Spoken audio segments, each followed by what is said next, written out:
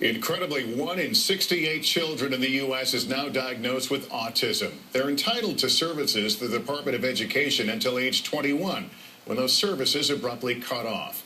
Now, after a 3-year investigation, NBC national correspondent Kate Snow reports that America may soon be facing a tidal wave of young adults with autism who need help, and we are nowhere near ready. Watching her son walk with his high school graduating class was a joyful moment for Lenore Cabisco. But what was next was terrifying. What are you most afraid of? His world is going to collapse. Everything that we spent, the hours, the dollars, is about to go down the drain. Federal law says students with disabilities like Nick get a free education through age 21. But then there's no state or federal system required to take over.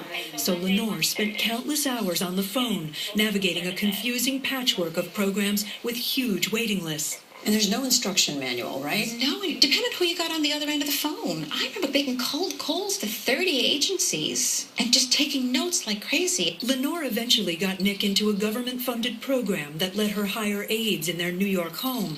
But when her husband's job transferred him to Florida, Lenore met with agencies there to see what kind of help Nick could get.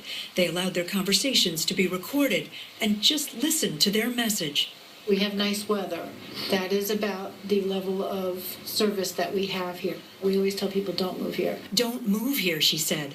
Florida officials say over the past 2 years, the state has been working to reduce a 20,000-person waiting list. I think that all governments are grappling with how are we going to do this? Sharon Lewis is a senior advisor on disability policy at the Department of Health and Human Services. There are about 500,000 people with autism who will age out over the next 10 years.